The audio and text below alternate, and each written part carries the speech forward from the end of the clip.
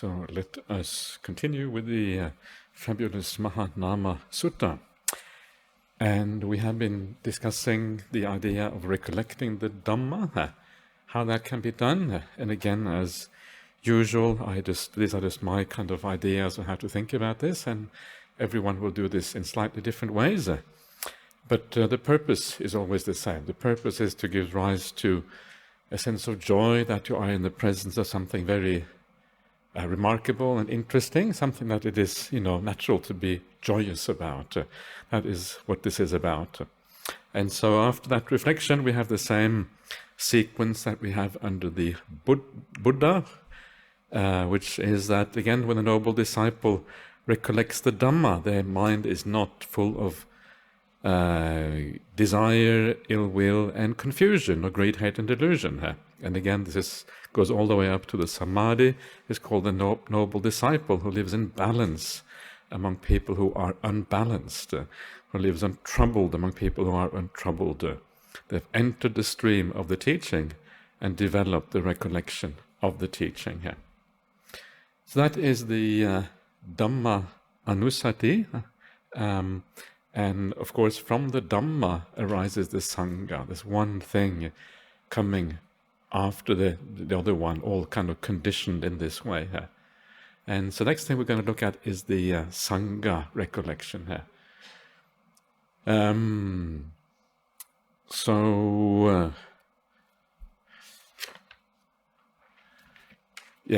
read it out first of all, what this recollection is about.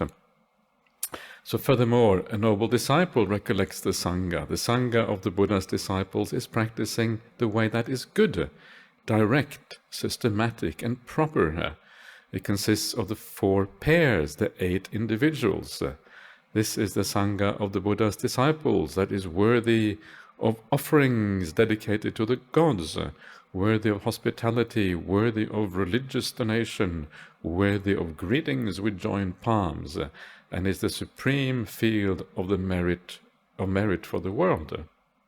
This is the standard description, Supatipanno Bhagavato Savaka Sangho, etc.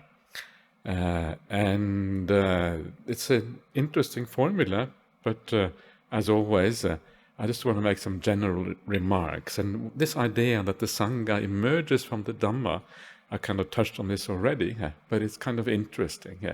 Because it is far from obvious that that would be the case.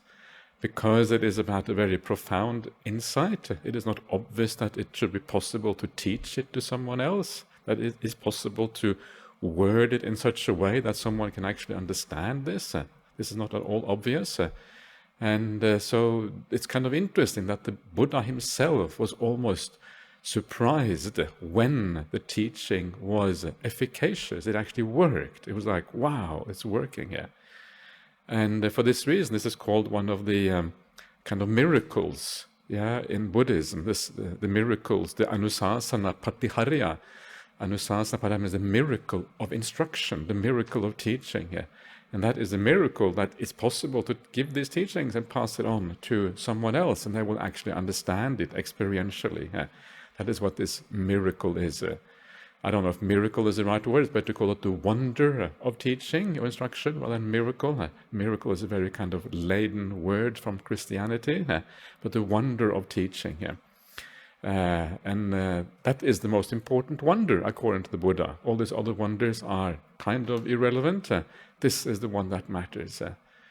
And you can see this happening when you see the Buddha giving the first discourse.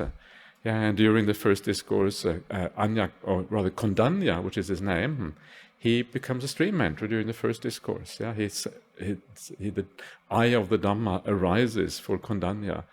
And then the Buddha is Anaki surprised. He says, Anyasi Vatabo Kondanyo, Anyasi Vatabo Kondanyo.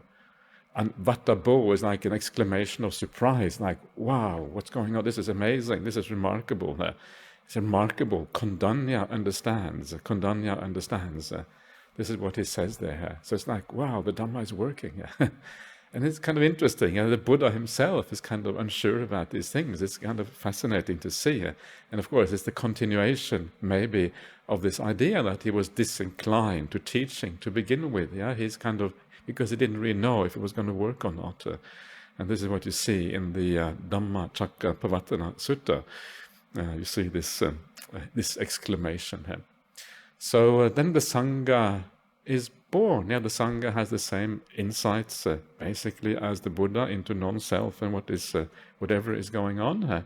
And so if you are able to contemplate the Sangha, then it is a similar kind of thing to contemplating the Buddha and the Dhamma, because we're still contemplating the same depth of understanding and insight into the world. It's a similar kind of thing that is contemplating here. And after the Buddha is passing away, it is natural, in a sense, to move more to contemplating the Sangha, because the Buddha is no longer available. And you want to be able to have that direct access to someone who is changed by the Dhamma, because that visual access of being around them and feeling the difference actually can make a very big impact on people. And this is why the Sangha matters. And this is why when I asked Ajahn Brahm recently, I asked him, who was more important to you, the Buddha or Ajahn Chah? And I didn't know what he was going to say beforehand, but he said Ajahn Chah. And that was very interesting here. Yeah, and obviously it is because of that direct, immediate connection to somebody. You can see how they are, you get a feeling for their personality, you can see that here is someone who is really changed in a fundamental way. You can get direct access to that. Whereas with the Buddha, it's always going to be a bit of a distance, regardless of how much you make the Buddha the teacher. Is never really going to be the same as having a living person. So for this reason, the Sangha matters. And one of the ways you can see this is like in the Ratana Sutta. The Ratana Sutta is in some ways an extension of the kind of contemplation we do now. The Ratana Sutta is about the triple gem, and how to relate to the triple gem. But if you look at the verses there, there's a couple of verses about the Buddha, a couple of verses on the Dhamma, and then the rest, or maybe 3 verses on the Buddha and 2 on the Dhamma, something like that, and the rest, the vast majority, is about the Sangha. And I think that may be because the Sangha then kind of comes into focus once the Buddha has passed away. And there is a sense that the Ratana Sutta is a little bit later than the other suttas. And so maybe that was actually written or composed after the Buddha's time. Is it the word of the Buddha? Maybe it is. But it may also be kind of a little bit of both, in a sense. It's certainly based very heavily on the early suttas, because all the ideas there are kind of valid. There are a few weird things like the Anantarika Samadhi, Samadhi Anantarika, which is kind of a very unusual term. The Samadhi without interval, you don't find that anywhere else in the suttas. There are a few things like that. There is the Sakyamuni, the Buddha is called the Sakyamuni, the sage of the Sakyans. It's the only place in the suttas where he's called that. But that idea of Sakyamuni becomes very prominent in later Buddhism, especially Mahayana Buddhism, becomes very prominent. This seems to be the first time it is used in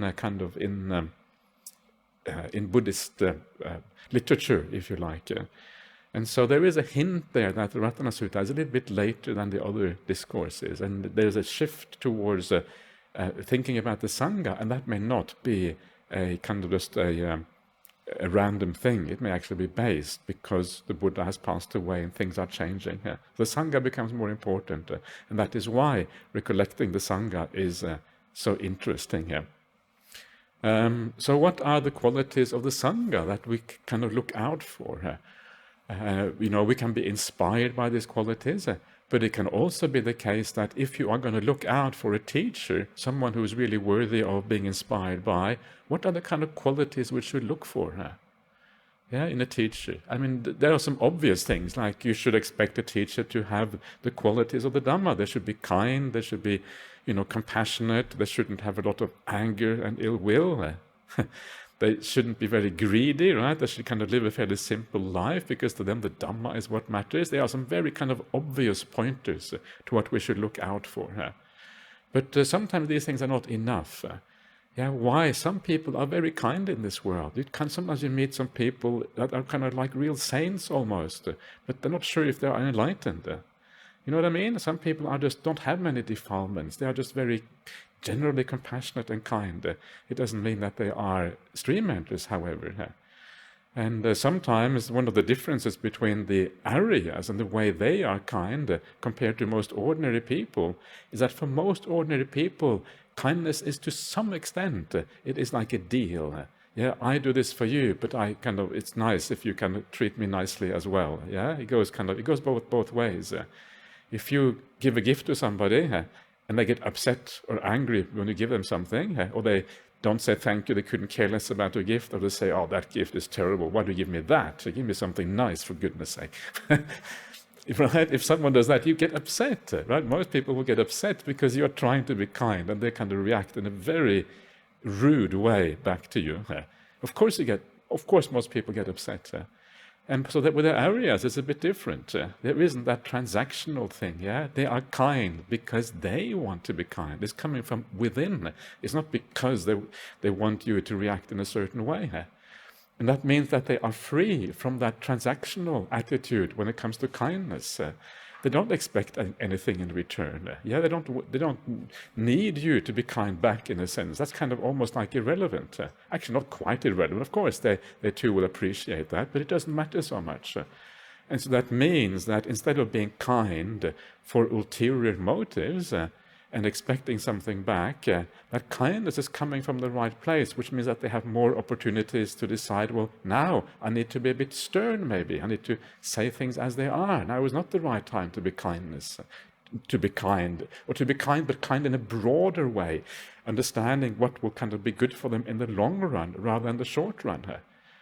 And the Buddha has a simile about this in the sutta. The simile is, if a child is choking on a piece of meat, if that child is about to die, even if you have to draw blood, you would put your finger maybe into the throat of that child and pull out the meat, because it's more important for the child to survive than not to draw blood, right? I mean, it's a little bit of harm for long-term benefit. And so this is a simile used by the Buddha himself in the suttas. So sometimes Aryas can be maybe a little bit direct, yeah, or maybe not always kind of kind.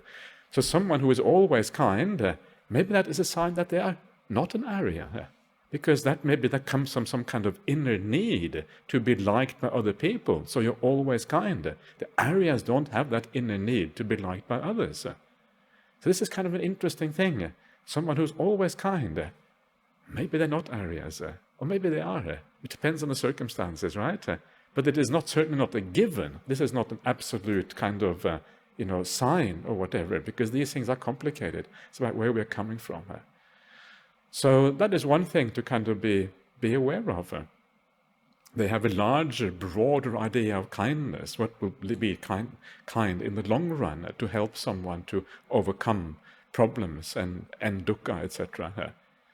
This is one thing to keep in mind when it comes to the Aryas. Another thing that you see in the suttas of the Aryas is that they are confident people. And this was, I think, the thing that I straight away picked up with Ajahn Brahm. The first time I heard Ajahn Brahm is, wow, here is someone who really knows what they're talking about. That was the feeling I had.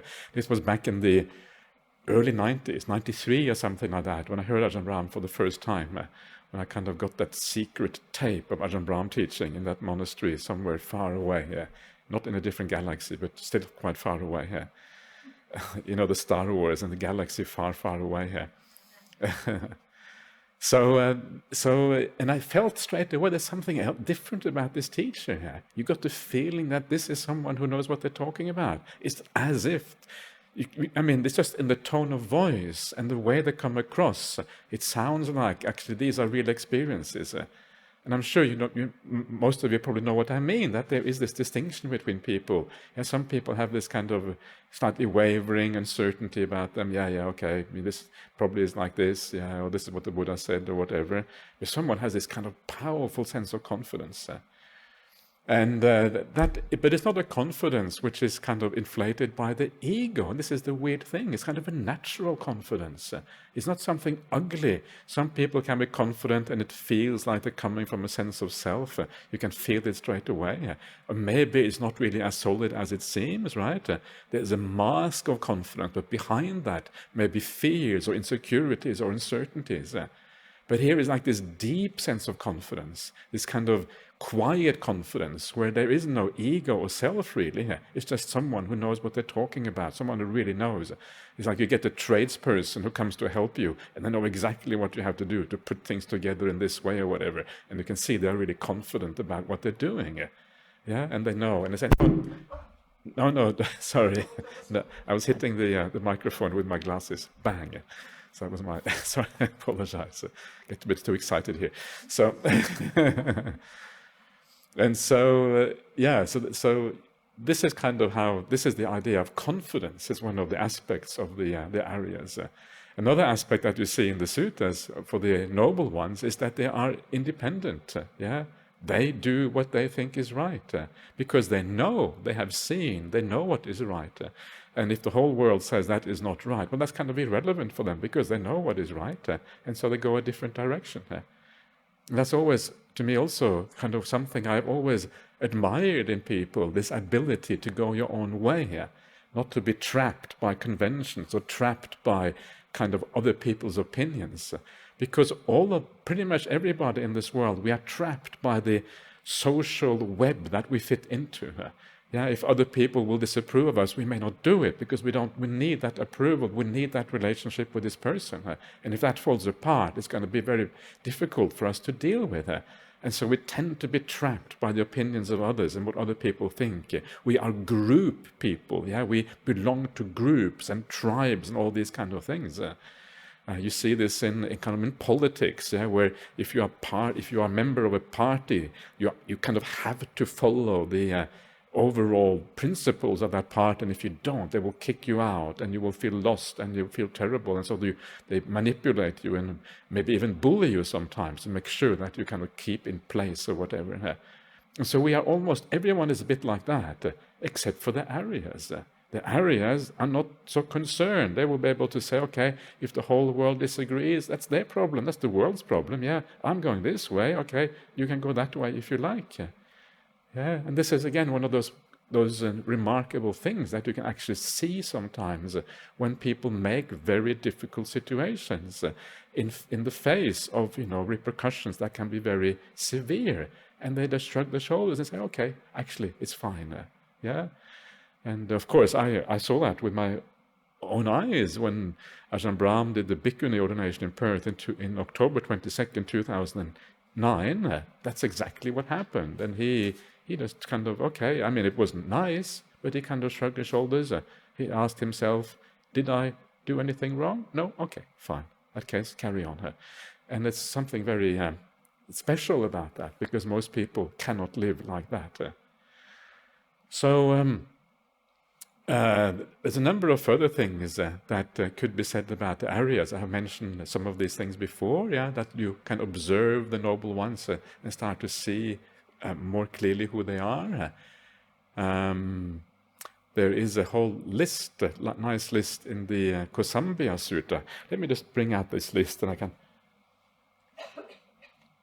briefly mention these things to you. I'm not sure if I'm able to do it from memory, so I'll just bring it out.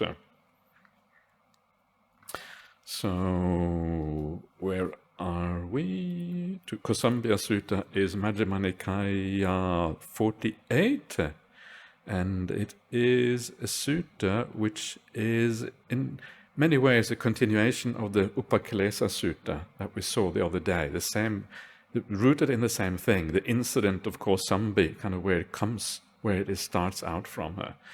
And then the Buddha talks about the qualities that bring the Sangha together, the six warm-hearted qualities, the Saraniya Dhamma, kind of famous group of six, and then the sixth one of those is the right view. The right view is the most important one of them. And then he talks about what that right view is. That right view is, of course, the right view of the stream enter, and then he talks about that. And the first of these 7 qualities of the stream enter is the 6 qualities of friendliness, and then the 7 qualities of a stream enter is the quality they know that there is no obstacle inside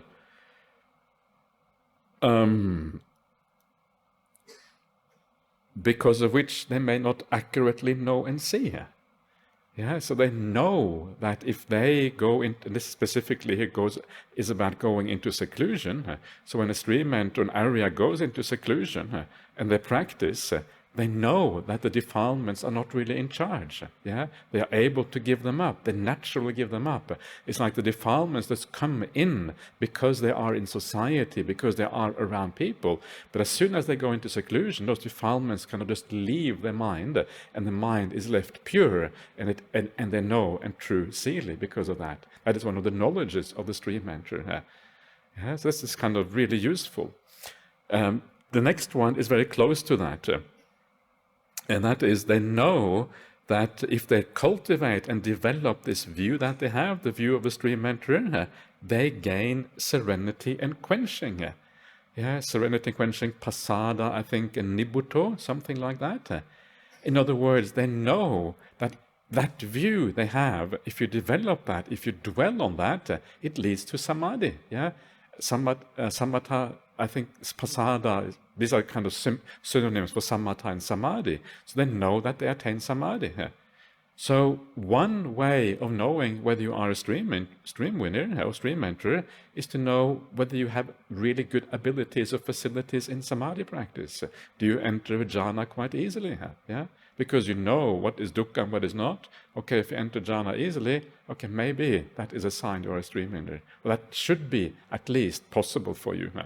The idea of having lots of insight but no samadhi doesn't make any sense, because insight is precisely the ability to understand what is dukkha, what is not dukkha, what is a self and what is not. Insight means that it's easy for you to abandon the stuff that is not interesting. That's kind of the whole point of insight. And so it must also lead to samadhi as a consequence. The two must always go together. And so the stream enters samadhi easily, and also he knows that that view leads to quenching. In other words, quenching here, nibbutto, is basically nibbana. So they know that this leads towards nibbana. This is another way you can check the stream enterer here. And then they know that there is no ascetic or Brahmin outside the Buddhist community who has the same kind of view. Yeah, there is one way to that view of a stream enterer, and that is the Noble Eightfold Path. And if you don't practice the Noble Eightfold Path, well, then it just doesn't happen. And if you practice the Noble Eightfold Path, well, then you belong to the community. And if you don't belong to the community, then maybe you become a Buddhist once you realize that that's where these views are taught. Yeah, unless you are a Pacceka Buddha, when there is no Buddhism, that is kind of maybe the only exception. So this is where understanding the Dhamma means that by definition you kind of become like a Buddhist, yeah, or a Dhamma practitioner, or whatever you want to call it.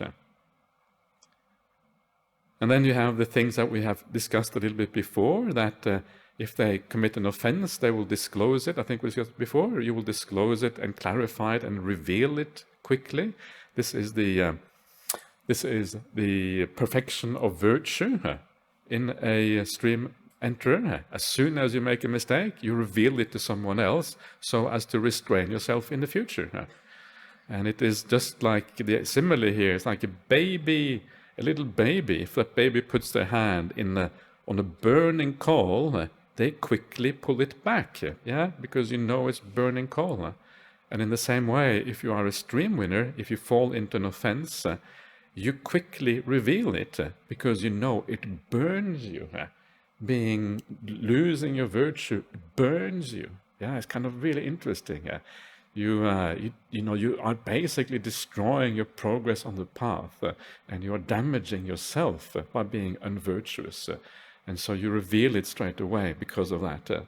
This is not how we often think about not being virtuous or making a mistake. We don't think of it as burning ourselves. And of course, that is why we hide it very often. We don't want other people to know, because our sense of self does not want other people to know about our misdeeds. The fact that everyone else in the world probably does the same thing is kind of irrelevant. We forget about that. And we our sense of self is wants to be better than that. But that sense of self, if it doesn't exist, it means we are protecting something that doesn't exist. We're protecting an illusion and instead destroying our happiness for the future. And that's kind of madness when you think about it. And so you let go of that silly illusion. You don't worry so much about that. And you protect your sila. You, instead of burning yourself, you allow yourself to become cool by disclosing that bad conduct, and then opening yourself up for, changing in the future again. And then we have the other one we also discussed. We discussed many of these things already.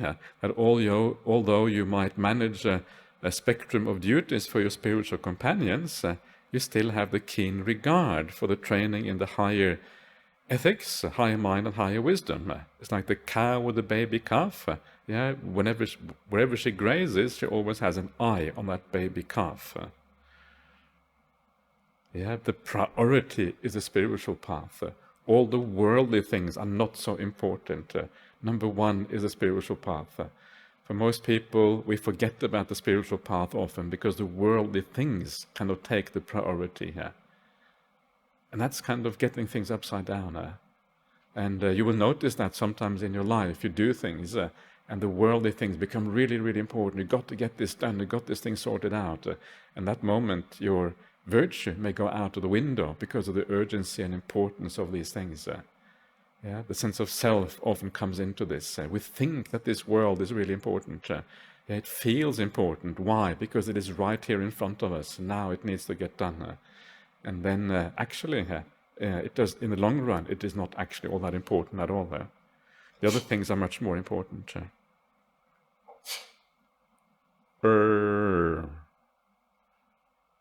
So then we have the strength of the person accomplished in view. This accomplished in view means the stream enterer. And that is when the teaching is proclaimed by the Buddha, they listen, they pay heed, they pay attention, they engage wholeheartedly, and they lend an ear. It is, that this is important. You know that this is the most important thing to listen to in the whole world. When you read a sutta, it's like, wow, let me pay full attention to what is going on. Because you take this deep interest in this, because you understand what is at stake and what is going on. And then the last one, and this is where we come back to where we are now. The strength of the person accomplished in wrong view. There's another strength, and that is that when these teachings are taught, you find inspiration in the meaning and the teaching. You find joy connected with the teaching, which brings us straight back to where we are. This is this ability you have as a stream enterer, and which we are trying to emulate in our own practice. So these are some of the qualities of the stream enterer. So let us have a look at the actual formula that the Buddha lays down, and to see how this fits with maybe some of these things I've just been talking about.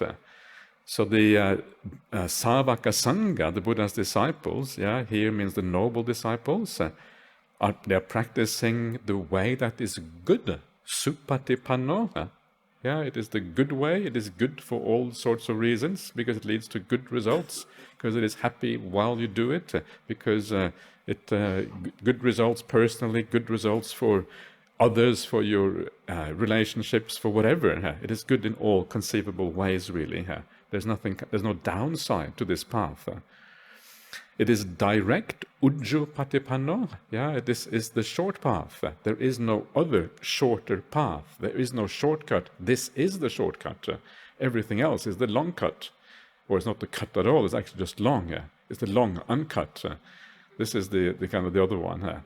And it goes on forever. And sometimes the history of Buddhism, I have sometimes thought about it as a history in trying to find shortcuts on the path. This is kind of the history of Buddhism. Okay, leave out the samadhi, just do the vipassana samadhi too difficult. Yeah, this is one of those so-called shortcuts. And a lot of the ideas of the bodhisattva ideal arise, and that's also another shortcut. But actually, not really a shortcut. It's more like that's more like to me that is almost like okay, you want to be compassionate, save everyone, but that can very easily veer into a kind of ego thing. Yeah, I want to kind of solve everything for everyone in the world. You can see how that can easily become dangerous. That's another trap. Yeah, the idea of the bodhisattva path.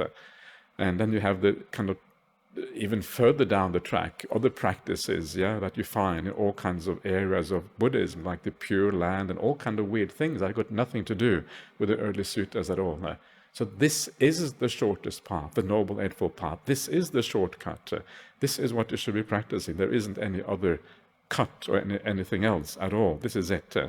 And anything else, likelihood is great that you will just carry on in samsara, going round and round and round, and not get anywhere, just roaming around randomly up and down the various realms, going hither and thither, and going, from one place to another one, and after a while get fed up, come back to the Noble Eightfold Path again.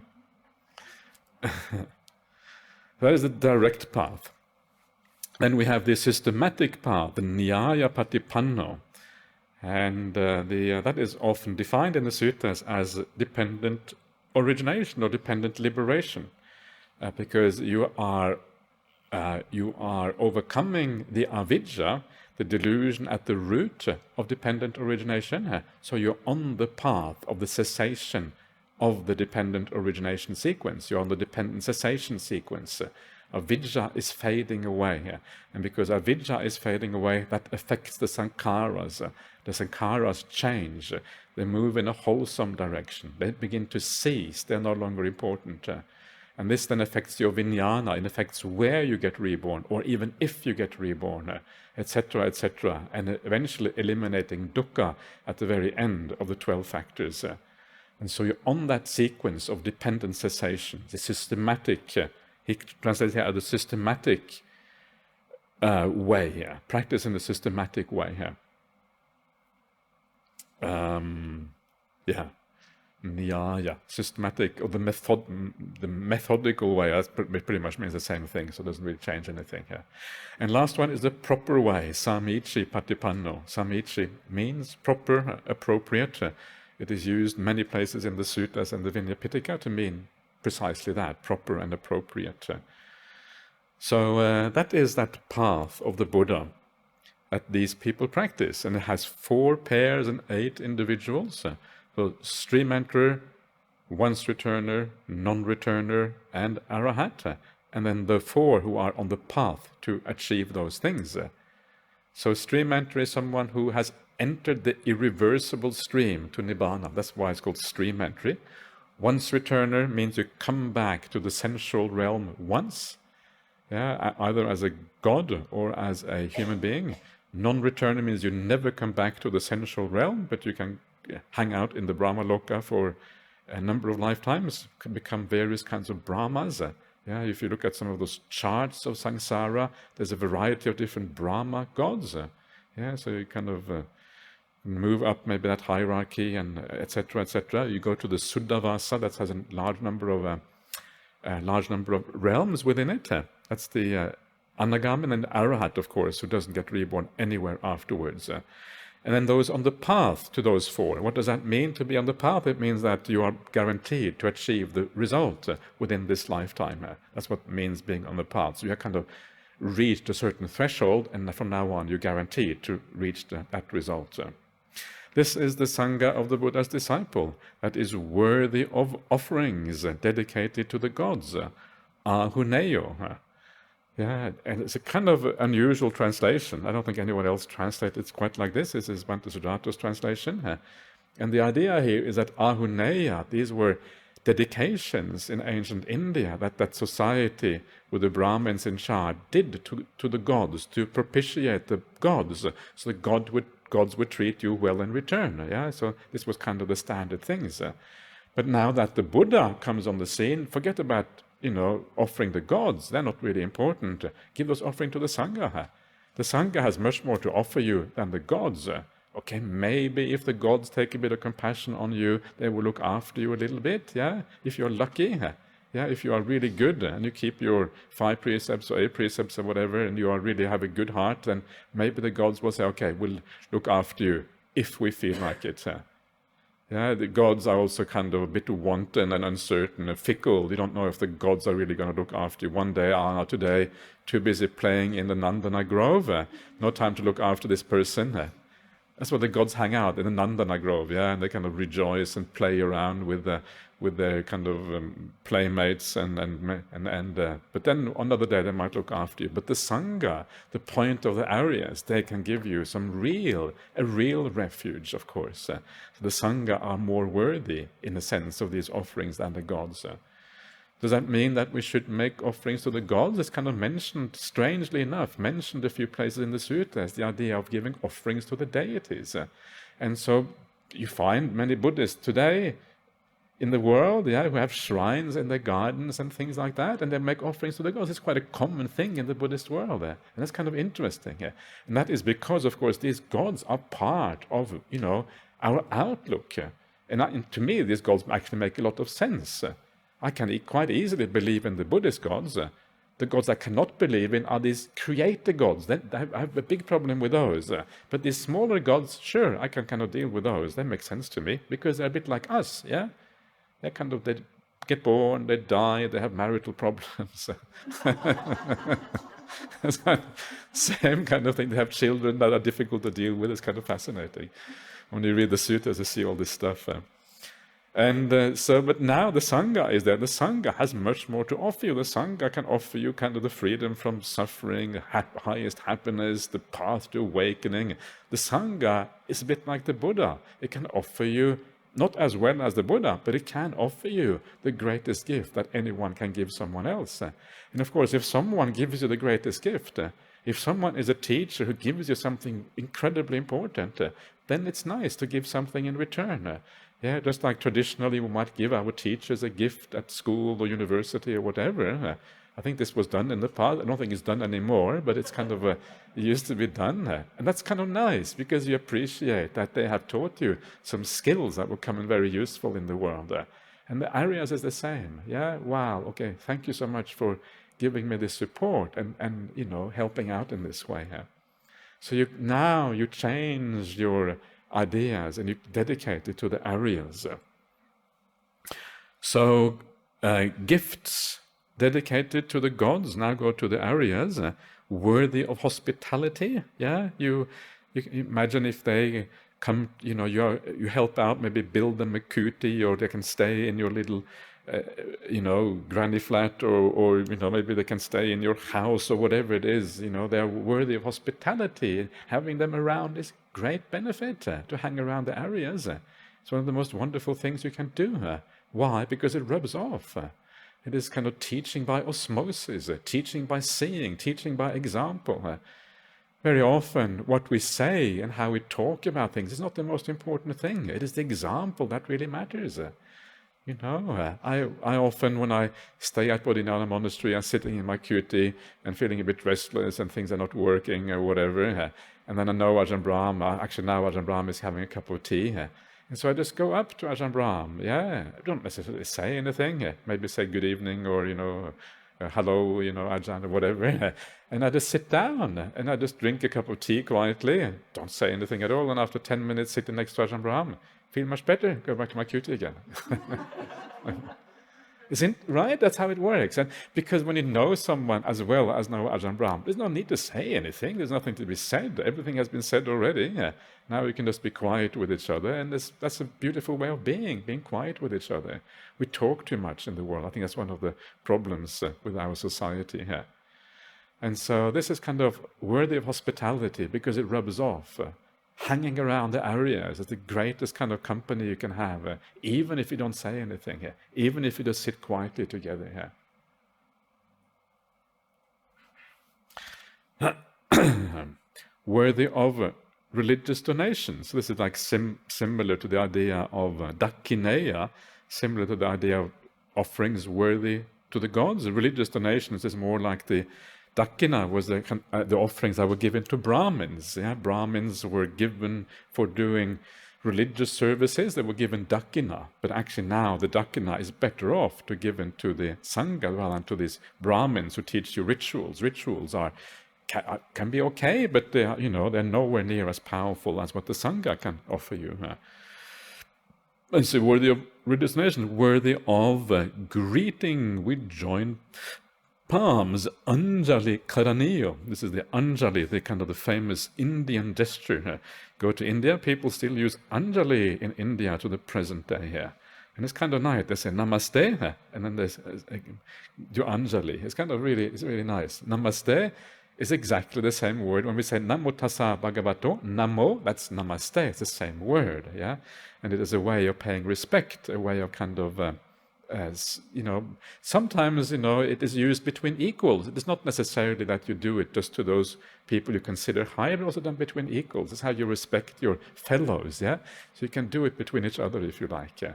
That's kind of nice thing to do, yeah? Anyway. But certainly the Aryas, yeah, they're worthy of this. Even if you have no idea who they are, they're kind of worthy of it. That's kind of the problem here. You don't really know, but you are kind of guessing. So sometimes how do you do this? And of course the answer is very often what you do is if you want to give a gift, give it to the Sangha if you don't know who the Aryas are. And if you give it to the Sangha, then the whole Sangha will be a beneficiary. And that's why giving to the Sangha is considered the highest kind of gift that you can give away here. So then they are the supreme field of merit for the world. So if you want to do something that leads to happiness for yourself and you can share that merit with others and make it abundant and large, then giving to the Aryas is the best thing you can do. And the Sangha is where the Aryas tend to be, and so you giving it to the Sangha is for that reason also the highest of all of these things. Even higher than that, of course, is taking the 5 precepts and practicing meditation in the real way, etc. That's even more powerful. But that does not mean that we should stop doing the lower kind of merits. We should always work on all of these factors of the path. So just because your meditation is coming together doesn't mean that now you are beyond generosity. In fact, you become more generous as you go up the various ladders of this path. So this is a little bit about the Aryas, and so yeah. Is there anything more to say? I'm sure there's enormous amounts more to say about these things, but maybe that is enough because there is a lot more going on with this sutta. So let us stop there. So again, when the noble disciple recollects the Sangha, the mind is not full of greed, hate, and delusion, or desire, ill will, and confusion.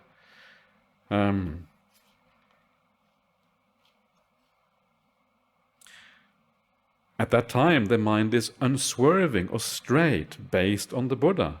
A noble disciple whose mind is straight finds inspiration in the meaning and the teaching, finds joy connected with the teaching.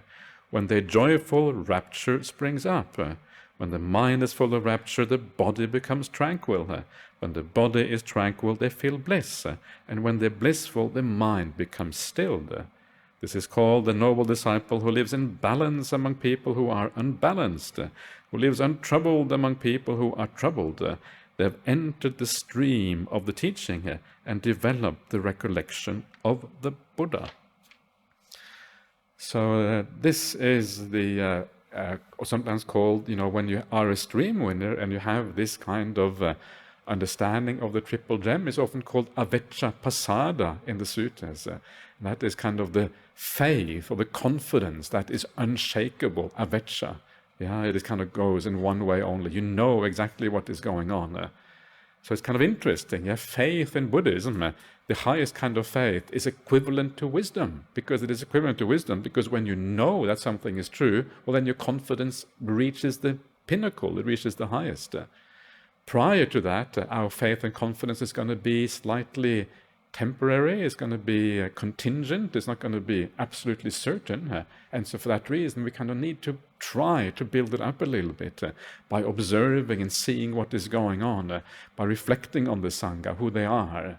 One way of doing that is to also read about the Sangha in the suttas, because you see the Sangha there with some very inspiring examples of people. Yeah, people like Venerable Sariputta, Venerable Ananda, Venerable Mahamoggallana, all of these really, really great people in the suttas. You see how they behave. Supreme humility, yeah, even though they are arahants, even though they are the most knowledgeable people after the Buddha. Of course, they are still very humble. Like the story of Venerable Sariputta, it's a really nice story, where he's walking along and his robe is not on quite right, falling off a little bit. Yeah, there's a story that Ajahn Brahm tells, and it's really nice. And then there's a novice monk, and these novice monks they can be little boys, right? The only requirement to become a novice is that you have to be able to scare away a crow. So if you can scare away a crow, you can be a novice. You can imagine tiny, snotty little kids, right? I shouldn't say that. And this snotty kid comes up to Venerable Sariputta and says, "Your robe is wrong. Yeah, your robe is not right." And Venerable Sariputta looks at the robe and he realizes that this little novice, I don't know if it was maybe it was a very nice novice. I'm just kind of making it up for fun, to see this interaction there. And he said, "Oh, you're right." So he goes behind the bush, fixes up his robe, and comes out and says, "Thank you, teacher," to this novice. It's beautiful, yeah, it's kind of amazing, yeah. And this is how these people, and that novice, maybe he wasn't that young, maybe he was old enough to understand that he was giving him a teaching, yeah, about how to behave properly or whatever, because that's kind of also implied as well, even though he probably did it sincerely, it was also implied as, it could also be understood as a teaching at the same time. Yeah, so there's something very beautiful about that. Yeah, you don't take yourself seriously at all. You're really there's very little sense of, that sense of taking yourself seriously obviously comes from the sense of self.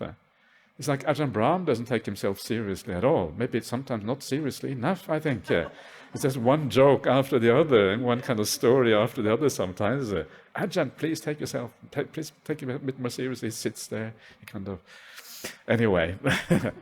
And then in the suttas you also have some nuns. There's a lack of nuns in the suttas, and that's a bit unfortunate because it gives a very kind of gender imbalance in the suttas. But occasionally you do find some very inspiring nuns, like Dhammadinna, who gives a sutta, the Chula Vedalla Sutta, Majjhima Nikaya 44. She talks to her ex-husband, Visakha, and he comes and asks his ex-wife. That's kind of nice, isn't it? "Oh, please, I have this really difficult questions about the Dhamma. Can you please expound?" And then he listens to her, yeah. And he listens, and then he takes it all on board. And then afterwards he goes to the Buddha and asks, "Well, this is what she said." And then the Buddha praises her for having great wisdom. And that's kind of nice, because you don't see that so often. And then, of course, there is the Theragata and Therigata, which are really beautiful verses about all the arahants of the past. And again, a great source. And I think for women who would like to have some female role models, you certainly find those there in the Therigata and also in the Bhikkhuni Samyutta. These are the two places where you find the most suttas from women arahants, basically. And so that's all there. And it's all very kind of, it's all inspiring. Yeah, it's kind of nice now because I've been to the place where Mahakassapa was. And it's all there in the Theragata, where he talks about this kind of beautiful mountain that he climbs every day because he goes Pindabat, he goes all the way down. And he talks about this beautiful mountain crags and the fresh air and the kind of the water coming down there where you can have a bath and drink, and the swallows around and the animals up there. And he kind of really enjoying the nature. And now that I've been there, I know what it looks like, I can see why, because it is quite spectacular. This is one of the most spectacular little mountains there, yeah, just there. And you kind of now I have a feeling for what it's like. And when you walk up this mountain, you walk through this narrow passageway. Yeah, there's like two humongous rocks, and there's a narrow passageway which actually goes on quite for long, actually, like 20, 30 meters. And it's just exactly wide enough for a person to go through. If you are a little bit overweight, you probably won't squeeze through there. Ajahn Brahm probably can't get through there. So if you want to go there, be careful not to put on too much weight, because you won't be able to go up there anymore. But it's this beautiful passage where it goes through this rock just up, and it kind of brings you out to the top of this thing. And this is kind of the places where he would have kind of hung out in his old age. And it's kind of fascinating to see these things there. This is Gerpa, yeah. This is Gerpa, yeah. This is Gerpa, exactly. Gerpa is short for Guru Pada. So this is like the foot of the guru, and yeah. It's also called the Kukudapada Giri, the hill of the rooster foot's hill. So that is another name for this. So these are all the areas in the world. Yeah, you can see them. You can also travel around various places around the world. Sometimes it's very hard to know exactly who the areas are, even though you have all of these indications I have mentioned. Still, it can be difficult. And some people are very, very pure also for other reasons, maybe very deep samadhi, etc., etc. Yeah, I've been visiting Ajahn Ganha in Thailand, and he is a really cool monk, and always so energetic. His kind of energy is kind of bursting out of him, and he's taking you around and kind of showing you lots of hospitality and always looking after you and giving you special attention, especially if you are Ajahn Brahm disciple, because he knows he's very close to Ajahn Brahm. And so when I go there, the first thing I say is, I come from Ajahn Brahm. He says, oh, please come in. That's a trick of the trade, kind of how to kind of get special attention when you go there. So that's really nice. And he has his bursting with energy, and sometimes his energy goes down a little bit, and he goes back to his kuti. He kind of disappears for an hour or two. He comes out bursting with energy again. Yeah? You get this feeling of someone who really has incredible access to samadhi whenever he wants, and he has this incredible energy. Yeah, and very kind of very, very, very pleasant person to be around. Is he an Arya? The answer is, I don't know. Yeah, some people, you get that feeling that they are really special, so maybe he is, but it's impossible to really know at the end of the day. This is kind of the strange thing as well. So, you would guess he is, but it's impossible to really be absolutely sure. I once asked Ajahn Brahm about Ajahn Ganha. I asked him, has he always had this much energy? Because Ajahn Brahm was ordained very soon after him. They sat very close to each other in the line at Wat Papong, Ajahn Chah's monastery here. Ajahn Brahm said, yeah, he's always had this much energy. It's like he had these results very, very early on in his monastic career. He's always had a very, very powerful mind. So these are the kind of inspiring things. Yeah. Right, yeah. Very, very unusual. And he said that was the way to, Australia, we should do what we should do in Australia. Yeah. So, yeah, so that's exactly right. So this is how to reflect a little bit on the Sangha. And yeah, there are other people. I mentioned Ajahn Liam the other day, the abbot of Wat Papong, who was very kind of remarkable. There are, so there's all kinds of people around that who are very, very, very inspiring and very special. And take the opportunity to meet them if you get the opportunity. There are probably many, many more. There are many more in the world. Recently, we had a group of monks, and especially from Bodhinyana Monastery, going to Thailand. They went on a tour, and they went to monasteries, and they said they met some monks they had never even knew about. That was pointed out to them, and they said some of the monks were really, really impressive. Like, wow, this surely must be an Arya. That's kind of the feeling they had. And so there are gems out there, not easy to find. You have to go out of your way. You have to kind of go into the jungle and take a machete and kind of cut away all the jungle and find a kuti somewhere far away. Maybe you'll find these noble ones. So you really have to try very hard, because they don't hang out in Bangkok or Sydney. Yeah, that's not where they live usually. Or maybe they do. Maybe there is the occasional area even there. Who knows? But that is the idea. So anyway, so that is how to think about the noble ones in the world. And as long as there are noble ones in the world, the Dhamma is still alive. It can still be practiced because the correct interpretation of the teachings is available to us. The problem with understanding the Dhamma is that the sense of self and the human defilements tends to distort and bias the teachings. We read things into the suttas that are not really there, and it's incredibly difficult to avoid that because the desire and the propensity and the bias of the mind is so strong that we want to see things in there which are not actually there. And sometimes the only people who can help us are the Aryas because they know what is going on there. Okay, so that is it for now.